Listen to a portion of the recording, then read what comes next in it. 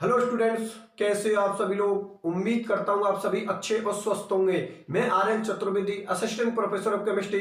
तो देखो, आज के इस लेक्चर में हम डिस्कशन करेंगे प्रावस्था स्थानांतरण उत्प्रेरण के रूप में एमीन लवण का बनना, मतलब क्वाटरनरी अमोनियम साल्ट का फॉर्मेशन। तो देखो, आज का टॉपिक हम लोगों के लिए बहुत इंपॉर्टेंट टॉपिक है, क्योंकि ये टॉपिक आप लोगों का एग्जाम में बहुत बार पूछ रखा है। ठीक है ना। आप लोगों के लिए मैं बता देता हूं, जिस टॉपिक के बारे में मैं डिस्कशन कर रहा हूं यहाँ पर, प्रावस्था स्थानांतरण उत्प्रेरण के रूप में एमीन लवण का बनना या क्वाटरनरी अमोनियम साल्ट का फॉर्मेशन, ये टॉपिक हम लोगों के लिए बहुत इंपॉर्टेंट टॉपिक है, क्योंकि एग्जाम में इससे पहले बहुत बार आप लोगों से पूछ रखा है। ठीक है ना, इसलिए मैंने इसको इंपॉर्टेंट करवा दिया। आप एक एक चीज को ध्यान से समझ के चलना। अभी इस टॉपिक को पूरी को बहुत बढ़िया तरीका से एक्सप्लेन कर दूंगा। ठीक है ना, पूरा ध्यान आप लोग मेरी तरफ रखना, बोर्ड की तरफ रखना। अभी आप लोगों को सब कुछ अच्छी तरीके से समझ में आ जाएगा। तो सुनो भैया ध्यान से, इस टॉपिक को मैं बिल्कुल जीरो लेवल से बताता हूँ क्या टॉपिक बोलना क्या चाह रहा है। टॉपिक ये बोलना चाह रहा है कि देखो, आप लोग अच्छी तरीका से जानते हो कि जब हम क्वाटरनरी अमोनियम साल्ट का फॉर्मेशन करते हैं, मतलब एमीन लवण बनाते हैं, तो आप लोग जानते हो कि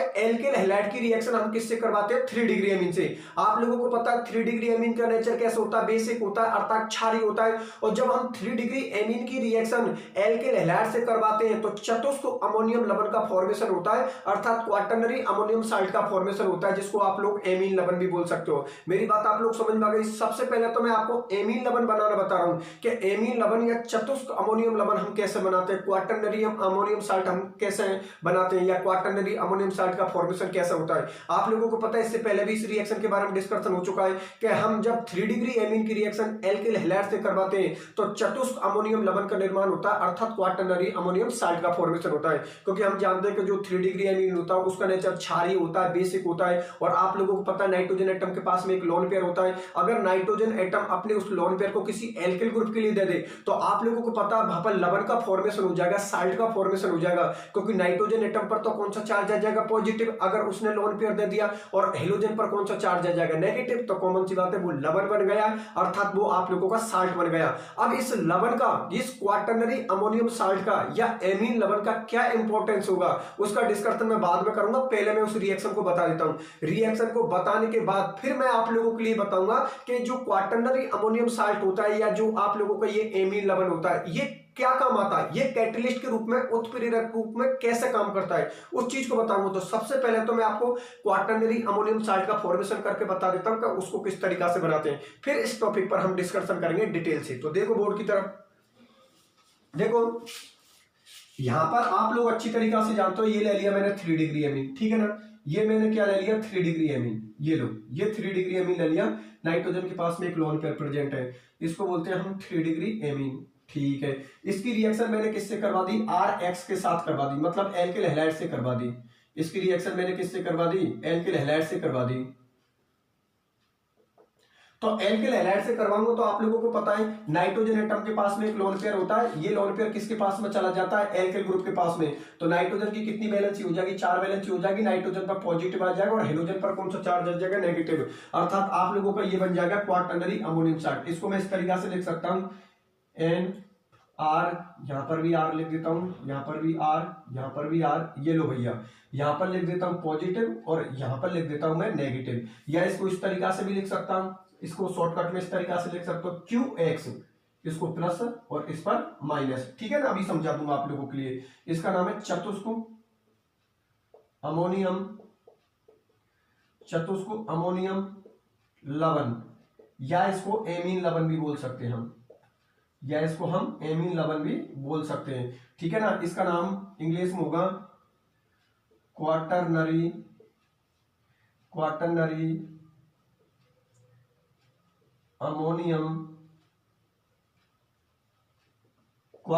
अमोनियम साल्ट। अब देखो, इस पूरे टॉपिक को मैं समझा देता हूं आप लोगों के लिए। देखो भैया, बोर्ड की तरफ देखो, अभी आप लोगों को सब कुछ अच्छी तरीका से समझ में आ जाएगा। समझना ध्यान से। हम लोग क्या कर रहे हैं यहां पर हम लोग कर रहे हैं एमीन लवण का फॉर्मेशन कर रहे हैं, अर्थात हम लोग क्वाटरनरी अमोनियम साल्ट का फॉर्मेशन कर रहे हैं, QX का फॉर्मेशन कर रहे हैं। फिर QS के काम देखेंगे कि ये जो QX बना या चतुष्क अमोनियम लवण बना या क्वाटरनरी अमोनियम साल्ट बना, इसका क्या काम है, ये कैटलिस्ट के रूप में कैसे यूज में लिया जाता है, उसके बारे में डिस्कशन करेंगे। सबसे पहले तो मैं आप लोगों के लिए रिएक्शन को बता देता हूं। देखो भैया, ये कौन है आप लोगों का? 3 डिग्री एमीन। आप लोगों को पता है 3 डिग्री एमीन का नेचर बेसिक होता है, क्षारीय होता है, क्योंकि कॉमन सी बात है नाइट्रोजन एटम के पास में लोन पेयर होता है। होता है, अगर नाइट्रोजन इस लोन पेयर को किसी को डोनेट कर दे तो कौन से नेचर से हो जाएंगे, क्षारीय। क्योंकि लुईस साइंटिस्ट के अकॉर्डिंग हम जानते हैं कि जो अपने लोन पेयर को डोनेट करते हैं वो किसकी तरह व्यवहार करते हैं, क्षारों की तरह व्यवहार करते हैं, ठीक है ना। तो देखो जब मैं 3 डिग्री एमीन की रिएक्शन एल्किल हैलाइड से करवाता हूं तो देखो आप लोगों को पता नाइट्रोजन एटम का जो लोन पेयर है इसको कौन ले लेता है, एल्किल ग्रुप। तो नाइट्रोजन से तो कौन जुड़ गया आप लोगों का, एल्किल ग्रुप। लेकिन नाइट्रोजन की कितनी वैलेंसी हो जाएगी, 4। और आप लोगों को पता है नाइट्रोजन की 4 वैलेंसी होती है, नाइट्रोजन पर कौन सा चार्ज आ जाएगा, पॉजिटिव। क्योंकि नाइट्रोजन अपना लोन पेयर तो किसको दे चुका है, एल्किल ग्रुप को। तो कमी हो जाएगी, कमी को हम प्लस से शो करते हैं केमिस्ट्री में, ठीक है ना। और इस हेलोजन पर कौन सा चार्ज हो जाएगा, आप लोगों का माइनस चार्ज हो जाएगा। मतलब कंडीशन आप लोगों की ये बन जाएगी, ये एल्किल ग्रुप मैंने कहां पर जोड़ दिया, यहां पर। तो इस कंडीशन में ये जो पॉजिटिव चार्ज है ना, यहां पर ये पॉजिटिव चार्ज ये किसके पास में, नाइट्रोजन एटम के पास में। और आपको पता है हेलोजन पर कौन सा चार्ज है, नेगेटिव। इसी को हम क्या बोलते हैं, चतुष्क अमोनियम लवण, या इसको हम एमीन लवण भी बोल सकते हैं। इंग्लिश में इसको हम क्या बोलते हैं, क्वाटरनरी अमोनियम साल्ट बोलते हैं, या इसको क्यूएक्स भी लिख सकते हो, ठीक है ना। शॉर्टकट में भाई इतना बड़ा इसको कौन लिखे, तो आप लोग इसको क्यूएक्स भी लिख सकते हो।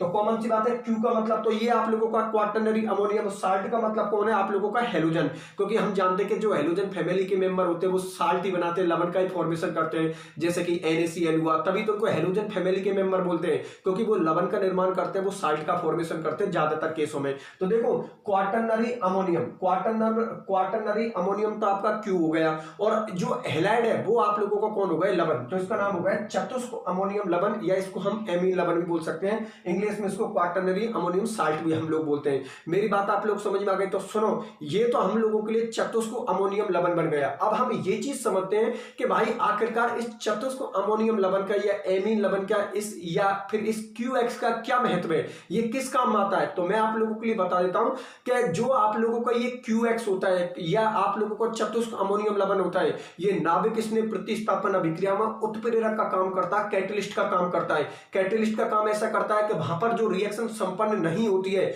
उस रिएक्शन में अगर मैं क्यूएक्स डाल दूंगा, चतुष्क अमोनियम लवण डाल दूंगा, तो रिएक्शन आसानी से संपन्न हो जाएगी। अब देखो सुनो, सबसे पहले तो मैं ये बता देता हूं कि भाई जो नाभिक स्नेह प्रतिस्थापन अभिक्रिया होती है, न्यूक्लियोफिलिक सब्स्टिट्यूशन रिएक्शन होती है, उसमें ऐसी क्या प्रॉब्लम होती है जिसकी वजह से हमें क्यूएक्स डालना पड़ता है, रिएक्शन संपन्न नहीं होती है, और रिएक्शन संपन्न नहीं होती है तो क्यूएक्स को कैटलिस्ट के रूप में यूज में लेते हैं। तो देखो सुनो, आप लोग अच्छी तरीका से जानते हो कि जो नाभिक स्नेह प्रतिस्थापन अभिक्रिया होती है उनको एल्किल हैलाइड शो करते हैं, ठीक है ना। एल्किल हैलाइड शो करते हैं, आप लोगों को पता है। और एल्किल हैलाइड की रिएक्शन में किसके साथ करवा दूं, किसी आयनिक अभिकर्मक के साथ करवा दूं, आयनिक रिएजेंट के साथ करवा दूं, जैसे कि NaCN NOH किसी के साथ करवा दूं। तो आप लोगों को पता आयनिक अभिकर्मक RX के साथ आसानी से रिएक्शन नहीं करता, क्योंकि आयनिक अभिकर्मक तो आयनिक फॉर्म होता है और एल्किल हैलाइड होता है सहसंयोजक फॉर्म में, कोवेलेंट फॉर्म में। और आप लोग अच्छी तरीका से जानते हो कि केमिस्ट्री में कॉन्सेप्ट काम करता है, समान समान को बोलता है। मतलब आयनिक अभिकर्मक तो आयनिक विलायकों में भी होते हैं, और जो अध्रुवीय, ये ऐसा बोल सकते हो जो ध्रुवीय विलायक होते हैं वो तो ध्रुवीय कंपाउंड होते हैं, वो तो ध्रुवीय विलायकों में भी होते हैं, और जो अध्रुवीय कंपाउंड होते हैं वो अध्रुवीय विलायकों में भी होते हैं। तो मुझे एक बात बताओ, जो आप लोगों का NaCN है या NOH है वो तो आयनिक अभिकर्मक है, और एल्किल हैलाइड आप लोगों को पता सहसंयोजक प्रकृति का होता है, अर्थात अध्रुवीय प्रकृति का होता है।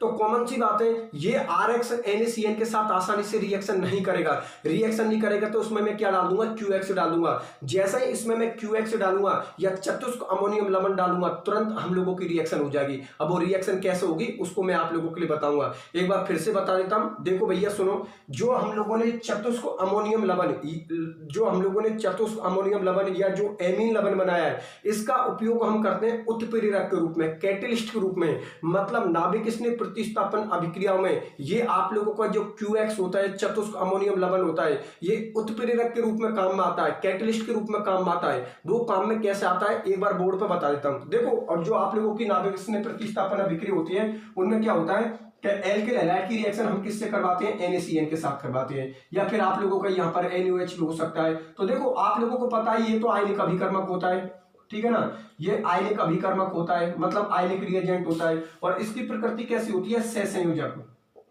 सहसंयोजक प्रकृति होती है, ठीक है ना। ये कौन सी प्रकृति होता है, सहसंयोजक, मतलब कोवेलेंट नेचर का।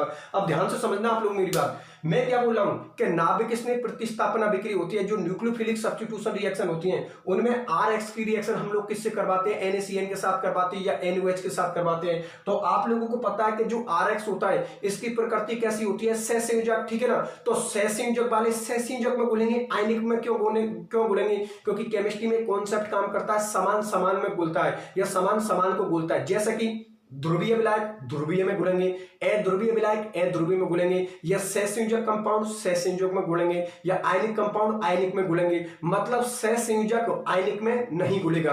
तो देखो इसका नेचर तो कैसा होता है, सहसंयोजक अर्थात कोवेलेंट, और इसका नेचर कैसा होता है, आयनिक। तो कैसा घुल जाएगा, क्योंकि कॉन्सेप्ट हम लोगों को क्या काम कर रहा है कि समान समान को बोलता है। इसका मतलब ये निकला कि इसकी प्रकृति अगर सहसंयोजक है और इसकी प्रकृति आयनिक है तो ये इसमें नहीं घुलेगा।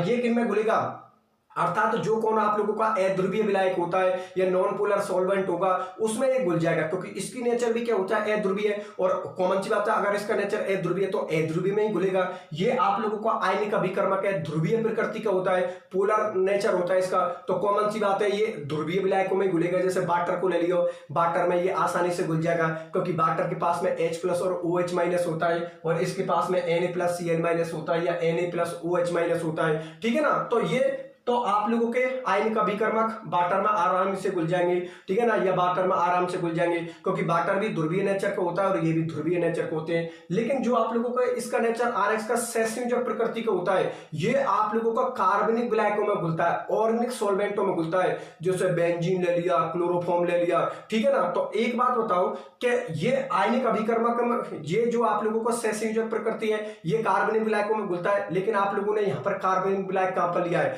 यहाँ पर तो आप लोगों ने अकार्बनिक विलायक लिया है। तो आरएक्स NaCN के साथ आसानी से रिएक्शन को प्रदर्शित नहीं करेगा, क्योंकि इसका नेचर सहसंयोजक होता है और इसका नेचर आयनिक होता है। और आप लोगों को पता है कि सहसंयोजक आयनिक के अंदर नहीं घुलते या आसानी से नहीं घुलते। तो अब हम क्या करेंगे कि इन दोनों के लिए हम क्या करेंगे, इन दोनों की रिएक्शन किससे करवा देंगे, QX के साथ करवा देंगे, या रिएक्शन में थोड़ा बहुत QX डाल देंगे, चतुष्क अमोनियम लवण डाल देंगे। जैसे ही हम इसमें चतुष्क अमोनियम लवण डालेंगे, रिएक्शन आसानी से संपन्न हो जाएगी, ठीक है ना। रिएक्शन आसानी से संपन्न हो जाएगी। और आप लोगों को ये चतुष्क अमोनियम लवण है, यहां पर किसकी तरह काम कर रहा है, उत्प्रेरक की तरह, कैटलिस्ट की तरह। कैसे कि भाई आरएक्स NaCN के साथ रिएक्शन नहीं कर रहा है और आप लोगों ने QX डाल दिया, QX डालते ही रिएक्शन हो गई। तो कॉमन सी बात है, QX यहां पर किसकी तरह काम कर रहा है, उत्प्रेरक की तरह काम कर रहा है, कैटलिस्ट की तरह काम कर रहा है, क्योंकि QX की प्रेजेंस में ही आप लोगों की रिएक्शन हो रही है, ठीक है ना। तो एक काम करते हैं, यहां पर हम दो विलायक लेते हैं, ठीक है ना। इसके लिए तो कौन सा विलायक लेंगे, जैसे बेंजीन ले लिया मैंने या फिर क्लोरोफॉर्म ले लिया, किसके लिए, आरएक्स के लिए, क्योंकि आरएक्स सहसंयोजक प्रकृति का होगा। तो कॉमन सी बात है, इसके लिए कार्बनिक विलायक लेना पड़ेगा, जैसे कि बेंजीन ले ली, क्लोरोफॉर्म ले ली। तो इसको तो हम कार्बनिक विलायक लेंगे इसके लिए, ठीक है ना। और इसके लिए हम जलीय प्रवस्था लेंगे। मैंने आप लोगों के लिए क्या बात बताई कि इसका नेचर कैसा होता है, आयनिक होता है। तो कॉमन सी बात है, वाटर लेने पड़ेगा मुझे, वाटर का सॉल्यूशन लेना पड़ेगा, क्योंकि वाटर के अंदर ये आसानी से घुल जाएगा, क्योंकि वाटर भी आयनिक नेचर का होता है और ये भी आप लोगों को आयनिक नेचर का होता है। और आयनिक आयनिक में आसानी से घुल जाएंगे, प्लस माइनस से जुड़ जाएगा, माइनस प्लस से जुड़ जाएगा। मेरी बात आप लोग समझ में आ गई। तो दो प्रवस्था ले रहा हूं, दो फेज ले रहा हूं। इसके लिए मैं कौन सी प्रवस्था ले रहा हूं, इसके लिए मैं जलीय प्रवस्था एक्वस स्टेट ले रहा हूं, ठीक है ना। एक्वस स्टेट या जलीय प्रवस्था इसलिए ले रहा हूं क्योंकि जल का भी नेचर कैसा होता है, आयनिक, और ये भी आयनिक प्रकृति के होते हैं। तो आयनिक आयनिक में आसानी से घुल जाएगा, ठीक है ना। और ये आरएक्स के लिए मैं कौन सी प्रवस्था लूंगा, कार्बनिक प्रवस्था, ऑर्गेनिक फेज लूंगा। वो इसलिए क्योंकि आप लोगों को पता है कि ऑर्गेनिक कंपाउंड है जो आप लोगों के, उनमें कौन सा बंद होता है, सहसंयोजक बंद होता है, कोवेलेंट बॉन्ड होता है। तो कॉमन सी बात है, इसका नेचर भी सहसंयोजक होता है। और जो कार्बनिक प्रवस्था लूंगा जैसे बेंजीन, क्लोरोफॉर्म, उनका नेचर भी सहसंयोजक होगा। तो कॉमन सी बात है, सहसंयोजक सहसंयोजक में आसानी से घुल जाएगा, या कोवेलेंट कोवेलेंट आसानी से घुल जाएगा। बात आप लोगों को समझ में आ गई। और फिर उसमें मैं क्या डाल दूंगा, QX डाल दूंगा। QX डालते ही आप लोगों की रिएक्शन आसानी से संपन्न हो जाएगी, ठीक है ना। दोनों की प्रवस्था अलग अलग होंगी, लेकिन ध्यान में रखना ये आरएक्स NaCN में नहीं घुल रहा है, ध्यान में रखना आरएक्स NaCN में नहीं घुल रहा है, इसमें QX डालूंगा तब जाकर ये आसानी से घुलेंगे, या ऐसे बोल सकता हूं आसानी से रिएक्शन कर लेंगे। कैसे, मैं यहां पर सारी चीजों को बोर्ड पर रिप्रेजेंट कर रहा हूं, और बोर्ड पर रिप्रेजेंट करने के बाद एक बार फिर से इस टॉपिक को बिल्कुल जीरो लेवल से बताऊंगा, जिससे कि आपके दिमाग में बिल्कुल फिट हो जाए टॉपिक, ठीक है। तो बोर्ड की तरफ देखो आप लोग, इसको मिटा देता हूं भैया पूरे को, और पूरा ध्यान बोर्ड पर रखना, अभी सब कुछ समझ में आ जाएगा आप लोगों के। इंपॉर्टेंट टॉपिक है, मैं पहले बोल चुका हूं।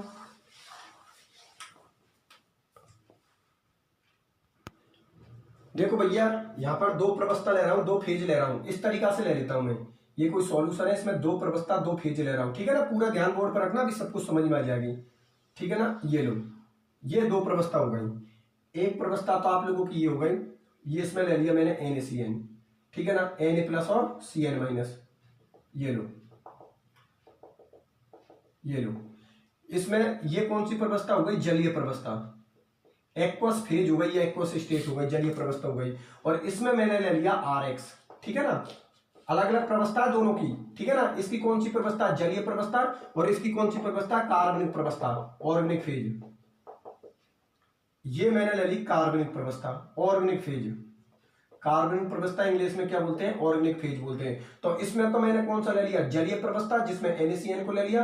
यहाँ पर कार्बनिक प्रवस्था, ऑर्गेनिक फेज ले ली, जिसमें मैंने Rx को ले लिया, ठीक है ना। ये दोनों आसानी से एक दूसरे में नहीं बोल रहे हैं, या ऐसे बोल सकता हूं NaCN यहाँ पर Rx के साथ कोई भी रिएक्शन नहीं कर रहा है। लेकिन अगर इसमें मैं QX डाल दूं, अर्थात क्वाटरनरी अमोनियम साल्ट या चतुष्क अमोनियम लवण डाल दूं, तो आप लोगों की रिएक्शन आसानी से संपन्न हो जाएगी और दोनों आसानी से एक दूसरे में घुल जाएंगे। वो कैसे, वो मैं बोर्ड पर बता देता हूं आप लोगों के लिए। देखो आप लोग, पहले इसको बना देता हूं, अभी सब कुछ समझ में आ जाएगा आप लोगों के। यहां पर ये NaCN, इसकी रिएक्शन मैंने किसके साथ करवा दी? QX के साथ करवा दी, ठीक। इसके पास प्लस माइनस, इसके पास होगा आप लोगों का प्लस और इसके पास होगा माइनस चार्ज, ठीक है ना। ये लो, ये हो गया NaX प्लस माइनस, और ये हो गया आप लोगों का QCN। इस पर भी प्लस और माइनस, ठीक।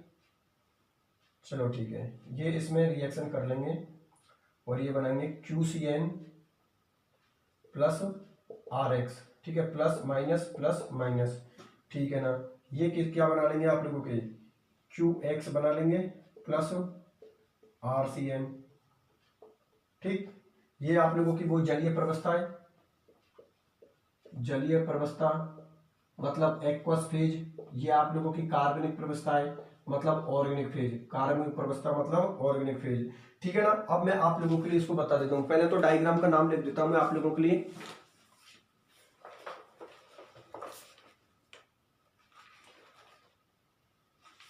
देखो, डायग्राम का नाम है QX का उत्प्रेरक के रूप में उपयोग। यहां पर लिख दिया चित्र। QX मतलब क्वाटरनरी अमोनियम साल्ट, प्लस और माइनस। QX का उत्प्रेरक के रूप में, QX का उत्प्रेरक के रूप में उपयोग। QX का उत्प्रेरक के रूप में उपयोग। ये प्लस माइनस मत करो सो, ठीक है ना। वो तो पता है Q पर प्लस होगा और X पर माइनस होगा। QX का उत्प्रेरक के रूप में उपयोग। अब इसको पूरे को मैं समझा देता हूं आप लोगों के लिए। देखो भैया, पूरा ध्यान आप लोग बोर्ड पर रख देना। अभी पूरे टॉपिक को एक बार फिर से मैं आप लोगों के लिए बता देता हूं, सुनो मेरी बात ध्यान से। टॉपिक हम लोगों का ये है कि जो चतुष्क अमोनियम लवण होते हैं, क्वाटरनरी अमोनियम साल्ट होते हैं, या QX होता है, शॉर्टकट में ऐसे बोल सकता हूं, इसको हम उत्प्रेरक के रूप में यूज में लेते हैं। इसको हम कैटेलिस्ट के रूप में यूज में लेते हैं। अब वो यूज में हम कैसे लेते हैं कि जो आप लोग अच्छी तरीका से जानते हो कि जो नाभिक स्नेह प्रतिस्थापन अभिक्रिया होती है, अर्थात जो न्यूक्लियोफिलिक सब्स्टिट्यूशन रिएक्शन होती है, उसमें हम Rx की रिएक्शन किसके साथ करवाते हैं? किसी आयनिक अभिकर्मक के साथ करवाते हैं, जैसे कि NaCN NOH के साथ करवाते हैं रिएक्शन। तो देखो, आप लोगों को पता है कि जो Rx होता है एल्किल हैलाइड होता है, इसका नेचर कैसा होता है? सहसंयोजक प्रकृति का, अर्थात कोवेलेंट नेचर होता है। और कॉमन सी बात है, कोवेलेंट नेचर या किसी का सहसंयोजक नेचर है, वो कार्बनिक विलायकों में घुलता है। इसका मतलब वो अध्रुवीय विलायकों में घुलता है। तो Rx तो जो आपका एल्किल हैलाइड है, वो किसमें घुलता है? आप लोगों का अध्रुवीय विलायकों में। और आप लोगों को पता है कि जो आप लोगों का NaCN है, इसका नेचर कैसा होता है? इसका आयनिक नेचर होता है। तो कॉमन सी बात है, ध्रुवीय विलायकों में घुलेगा। तो एक बात बताओ, ये जो आप लोगों का Rx है, NaCN के साथ कैसे रिएक्शन शो कर देगा? क्योंकि आप लोगों को पता है Rx के लिए अध्रुवीय विलायक होना चाहिए, नॉन पोलर सॉल्वेंट होना चाहिए। लेकिन Rx जो आप लोगों का ये NaCN है, ये आप लोगों का NaCN कैसा नेचर का हो गया? आयनिक नेचर का हो गया। अर्थात इसका नेचर तो कैसा होता है? अध्रुवीय है, और इसका नेचर कैसा होता है? ध्रुवीय है। तो आप लोग अच्छी तरीका से जानते हो कि कोई अध्रुवीय है, वो ध्रुवीय में आसानी से नहीं घुलता। वो इसलिए नहीं घुलता क्योंकि केमिस्ट्री में एक कॉन्सेप्ट काम करता है कि समान समान को घुलता है। जैसे कि आप लोगों को पता है जो NaCl होता है, नमक होता है, वो वाटर में घुल जाता है, क्योंकि नमक भी आयनिक फॉर्म में होता है, वाटर भी आयनिक फॉर्म में होता है। नमक के पास में क्या होता है Na प्लस और Cl माइनस, और वाटर के पास में क्या होता है H प्लस OH माइनस, ठीक है ना। इसलिए वो भी आयनिक अभिकर्मक होता है, वो भी आयनिक होता है, और आयनिक आयनिक आसानी में से घुल जाएगा, या ध्रुवीय ध्रुवीय आसानी से घुल जाएंगे, या अध्रुवीय अध्रुवीय आसानी से घुल जाएंगे, क्योंकि समान समान को बोलता है। ये बात आप लोगों को अच्छी तरीके से समझ में आ गई। लेकिन उसी वाटर को अगर आप लोग बेंजीन में डाल दो, RX में डाल दो, तो उनमें नहीं घुलेगा, क्योंकि आप लोगों को पता है कि बेंजीन का नेचर कैसे होता है अध्रुवीय, और वाटर का नेचर कैसे होता है ध्रुवीय, और आप लोगों को पता है ध्रुवीय अध्रुवीय में नहीं घुलता। क्यों नहीं घुलता? क्योंकि केमिस्ट्री में एक कॉन्सेप्ट काम करता है, समान समान को घुलता है, अर्थात ध्रुवीय वाले ध्रुवीय में घुलेंगे और अध्रुवीय वाले अध्रुवीय में घुलेंगे। तो मैं यहाँ पर एक बार फिर से बता देता हूं, देखो भैया, इसका नेचर होता है ना NaCl का, इसका नेचर तो कैसा होता है ध्रुवीय, ठीक है ना, और इसका नेचर कैसे होता है अध्रुवीय, ठीक है ना, अध्रुवीय।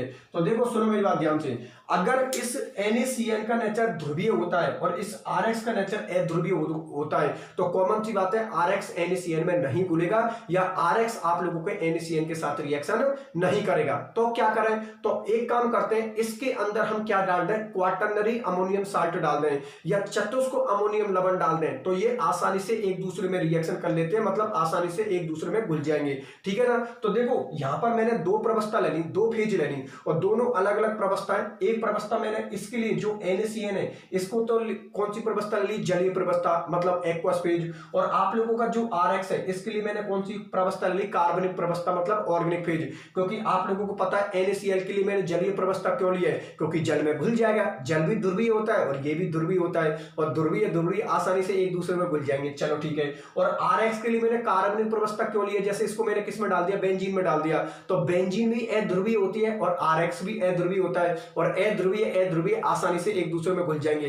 लेकिन RX NaCl में नहीं घुलेगा। मैं क्या बोल रहा हूं कि ये NaCl आप लोगों का जल में घुल जाएगा, तो उसकी अलग से फेज बना दी। ये आप लोगों का RX क्लोरोफॉर्म बेंजीन में आसानी से घुल जाएगा, तो उसकी अलग से प्रवस्था बना दी।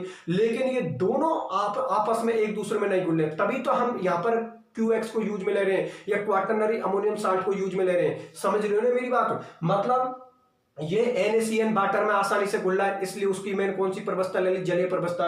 ये आप लोगों का RX कार्बनिक ब्लैक, या ऐसा बोल सकता हूं बेंजीन में क्लोरोफॉर्म में आसानी से घुल रहा है, तो उसकी अलग से प्रवस्था ले ली। लेकिन RX NaCl में डायरेक्ट रूप से नहीं घुल रहा है, देखो इसकी अलग प्रवस्था हो गई, इसकी अलग प्रवस्था हो गई। लेकिन अगर अब इसमें मैं QX चतुष्क अमोनियम लवण या क्वाटरनरी अमोनियम साल्ट डाल दूं, तो ये दोनों आराम से एक दूसरे से रिएक्शन कर लेंगे, अर्थात आपका RX NaCl में घुल जाएगा। वो कैसे घुलेगा, इधर देखो यहां पर आप लोगों ने क्या किया, इस NaCl की रिएक्शन किससे करवा दी, QX के साथ करवा दी, क्योंकि ये भी आयनिक फॉर्म में, और आप लोगों को पता है QX भी आयनिक फॉर्म में। Q पर कौन सा चार्ज है, पॉजिटिव, और X पर कौन सा चार्ज है, नेगेटिव। यहां पर Na के पास कौन सा चार्ज है, पॉजिटिव, और Cn के पास में कौन सा चार्ज है, नेगेटिव। आप लोग अच्छी तरीके से जानते हो कि प्लस को किससे जोड़ दो, माइनस से, और माइनस को किससे जोड़ दो, प्लस से। तो देखो यहां पर Na को तो मैंने किसके साथ जोड़ दिया, X के साथ, तो देखो ये तो बन गया आप लोगों का NaX, और Q को मैंने किसके साथ जोड़ दिया, Cn के साथ, तो ये क्या बन गया, QCn। मेरी बात आप लोगों को अच्छी तरीके से समझ में आ गई? अरे यार सही है, प्लस को माइनस से जोड़ दो, माइनस को प्लस से जोड़ दो, सीधा सा फंडा है यार, ठीक है ना। तो देखो इसको प्लस माइनस में तोड़ लिया, इसको प्लस माइनस में तोड़ लिया, ये Na प्लस Cl माइनस, ये Q प्लस और X माइनस। तो Na को तो किससे जोड़ दो, X से, तो ये NaX हो गया, और Q को किसके साथ जोड़ दो, Cn के साथ, तो ये आप लोगों का QCn हो गया, ठीक है। अब नीचे देखो, अब मैंने यहां से क्या किया, QCn को यहां से उठाया और यहां पर ले आया, और इसकी रिएक्शन मैंने किसके साथ करवा दी, RX के साथ करवा दी। देखो भैया ये QCl मैंने यहां पर ले आया, ठीक है ना, और ये आप लोगों की कार्बनिक प्रवस्था है, इसमें आपका RX पहले से ही है, यहां से मैंने RX उठाया और RX की रिएक्शन मैंने किसके साथ करवा दी, QCl के साथ। तो फिर वही कंडीशन, इसको प्लस माइनस में तोड़ लो और इसको प्लस माइनस में तोड़ लो, तो देखो इस पर प्लस है, इस पर माइनस है, इस पर प्लस है, इस पर माइनस है, तो देखो इस पर प्लस, इस पर माइनस, तो ये तो क्या हो गया आप लोगों का QX हो गया, और ये कौन हो गया आप लोगों का RCN हो गया। अर्थात अब देखो ये पूरे का पूरा एक इक्विलिब्रियम बन गया, पूरे का पूरा एक साम्य बन गया, अर्थात आप लोगों का NaCl अब RX में आसानी से घुल रहा है। देख लो आप लोग, अब आप लोगों का ये NaCl RX में आसानी से घुल रहा है, क्योंकि पूरा एक इक्विलिब्रियम बन गया, पूरा आप लोगों का एक साम्य बन गया। साम्य बन गया तो आप लोगों का जो NaCN था वो RX के साथ रिएक्शन कर लेगा। किसकी हेल्प से? QX की हेल्प से, चतुष्क अमोनियम लवण की हेल्प से, या क्वाटरनरी अमोनियम साल्ट की हेल्प से। मेरी बात आप लोगों को समझ में आ गई। और यहां पर अब ये QX किसकी तरह काम कर रहा है? उत्प्रेरक की तरह काम कर रहा है। किसकी तरह काम कर रहा है? कैटलिस्ट की तरह काम कर रहा है, ठीक है ना। किसकी तरह काम कर रहा है? उत्प्रेरक की तरह काम कर रहा है। किसकी तरह काम कर रहा है? कैटलिस्ट की तरह काम कर रहा है। क्योंकि जब आपने RX की NaCN के साथ डायरेक्ट रिएक्शन करवाई तो डायरेक्ट रिएक्शन नहीं हुई, लेकिन जैसे ही आप लोगों ने इसमें QX को डाला, रिएक्शन आप लोगों की आसानी से संपन्न हो गई। अगर रिएक्शन आसानी से संपन्न हो गई किसकी प्रेजेंस में? QX की प्रेजेंस में, तो आप लोगों को पता है यहां पर ये किसकी तरह काम कर रहा है? उत्प्रेरक की तरह, अर्थात कैटलिस्ट की तरह।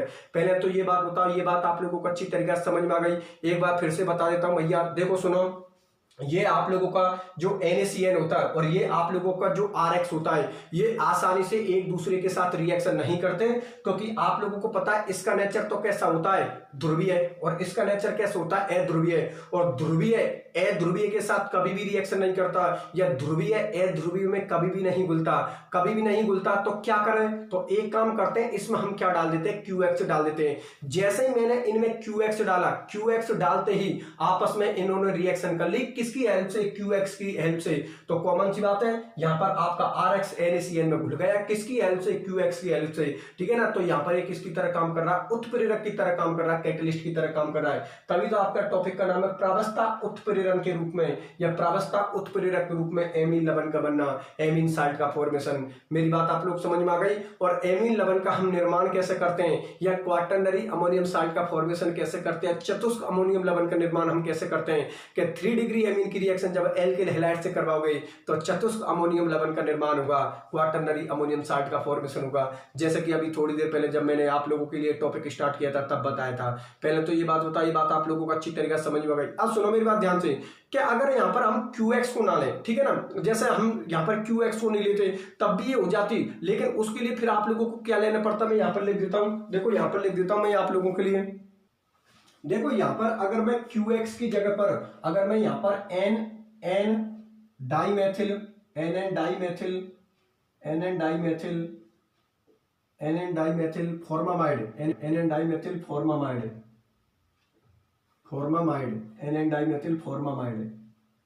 NN डाइमेथिल फॉर्मामाइड, ध्रुवीय ए प्रोटोनिक विलायक, ठीक है ना, मतलब पोलर ए प्रोटोनिक सॉल्वेंट, ठीक है ना। अब इधर देखो, मैं ये बोल रहा हूं कि अगर मैं यहां पर QX को नहीं लेता, ठीक है ना, QX को नहीं लेता और उसकी जगह पर मैं NN डाइमेथिल फॉर्मामाइड, जो कि अध्रुवीय है, आप लोगों का अध्रुवीय अप्रोटोनिक विलायक होता है। अप्रोटोनिक विलायक का मतलब होता है जिसके पास में H+ नहीं होता है।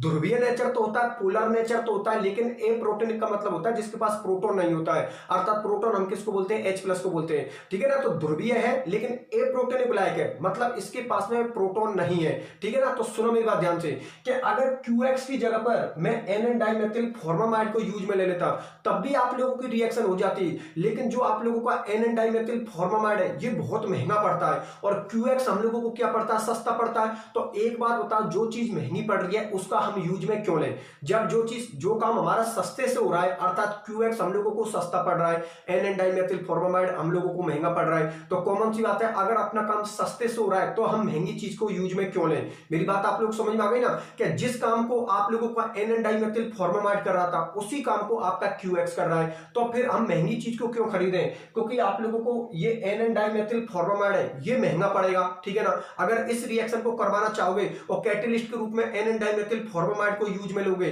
तो ये आप लोगों को महंगा पड़ेगा और ये QX आप लोगों को सस्ता पड़ेगा, ठीक है ना। तो हम NN डाइमेथिल फॉर्मामाइड को क्यों यूज में लें? एक महंगी चीज को क्यों यूज में लें? काम वही कर रहा है तो महंगी चीज को क्यों यूज में लें? इसलिए यहां पर RS की रिएक्शन NaCN से करवाने के लिए यहां पर हम किसको यूज में लेते हैं? QX को यूज में लेते हैं, अर्थात क्वाटरनरी अमोनियम साल्ट को यूज में लेते हैं। मेरी बात आप लोग समझ में आ गई। हालांकि ये रिएक्शन NN डाइमेथिल फॉर्मामाइड से भी संपन्न हो सकती थी, लेकिन ये थोड़ा महंगा पड़ता है और एक इसके उच्च क्वथनांक होते हैं, ठीक है ना, हाई टेम्परेचर होता है, ठीक है ना, तो इनसे प्रोडक्ट को मुक्त करना, अलग करना बहुत ही टफ काम है, ठीक है ना। इसलिए हम NN डाइमेथिल फॉर्मामाइड को यूज में नहीं लेते और उसकी जगह पर हम किसको यूज में लेते हैं, QX को यूज में लेते हैं, अर्थात क्वाटरनरी अमोनियम साल्ट को यूज में लेते हैं। मेरी बात आप लोगों को समझ में आ गई। और लास्ट में सौबातन की एक बात यह है कि RX और NaCN आपस में नहीं घुलते या आपस में रिएक्शन नहीं करते, तो इन दोनों में रिएक्शन करवाने के लिए यहां पर मैं क्या डाल रहा हूं, QX डाल रहा हूं। QX डालते ही RX NaCN के साथ रिएक्शन कर लेगा। ये लो, ये सौबातन की एक बात है, आप लोगों की बात समझ में आ गई। सौबातन की एक बात फिर सुन लो भैया, ये RX NaCN के साथ रिएक्शन नहीं करता या RX NaCN में नहीं घुलता, तो क्या करें, तो हमने क्या किया, हमने इसमें QX डाल दिया। जैसे ही इसमें हम QX डालेंगे ये RX NaCN के साथ आसानी से रिएक्शन कर लेगा। ये ऐसे बोल सकता हूं RX NaCN में घुल जाएगा। किसकी हेल्प से, आप लोगों को QX की हेल्प से। और QX यहां पर किसकी तरह काम कर रहा है, उत्प्रेरक की तरह काम कर रहा है, कैटलिस्ट की तरह काम कर रहा है। मेरी बात आप लोगों को समझ में आ गई। ये पूरा टॉपिक था आप लोगों का, ठीक है ना। आप लोगों के लिए बता देता हूं, आज का जो टॉपिक था हम लोगों का बहुत इंपॉर्टेंट टॉपिक था, क्योंकि लास्ट ईयर के आप पेपर उठा के देखना, तब आप लोगों को पता चलेगा कि लास्ट ईयर के पेपरों में ये क्वेश्चन या ये टॉपिक आप लोगों से कितनी बार पूछा है कि प्रावस्था स्थानांतरण उत्प्रेरक के रूप में एमीन लवण का बनना, ये किसकी तरह काम करता है, उत्प्रेरक की तरह काम करता है, कैटलिस्ट की तरह काम करता है। किनमें, नाभिक स्नेह प्रतिस्थापन अभिक्रिया में, अर्थात न्यूक्लियोफिलिक सब्स्टिट्यूशन रिएक्शन में, और उनमें भी कौन सी, SN2 के अंदर, ठीक है ना, किसमें काम करता है, SN2 रिएक्शनों के अंदर। मेरी बात आप लोगों को अच्छी तरीके से समझ में आ गई। तो ये टॉपिक था आपका आज का, ठीक है ना। आराम से कर लेना, कोई दिक्कत नहीं, सीधा सा टॉपिक है, ठीक है ना। सौबातन की एक बात आप लोगों के लिए बता दी कि RX NaCN से रिएक्शन नहीं करता, इसमें QX डालोगे तो आसानी से रिएक्शन संपन्न हो जाएगी। ये आप लोगों का टॉपिक था पूरा, ठीक है ना।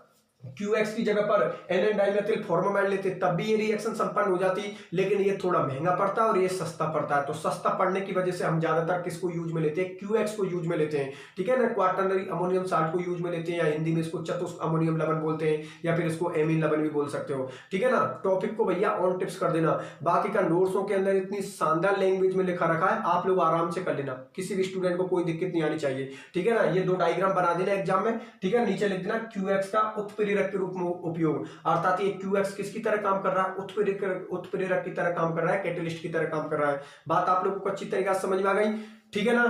पूरी क्लास में अच्छी तरीके से समझ लिया। एक बार नोट्सों को पढ़ के देखना, क्योंकि नोट्सों के अंदर इसकी लैंग्वेज इतनी शानदार तरीका से मैंने सेट कर रखी है, आपके एक बार में ही अच्छी तरीके से समझ में आ जाएगा। बाकी का आप क्लास ले ही चुके हो तो सब कुछ पता है कि क्या है। लास्ट में सौबातन की एक बात बता दी कि सौबातन की एक बात क्या थी, आराम से कर लेना, कोई दिक्कत नहीं है। फिर भी किसी स्टूडेंट को अगर कोई प्रॉब्लम हो जाती है तो बिल्कुल आप लोग मेरे से डिस्कशन कर सकते हो, ठीक है। फिर मिलते हैं अगले लेक्चर में, अपना ख्याल रखो।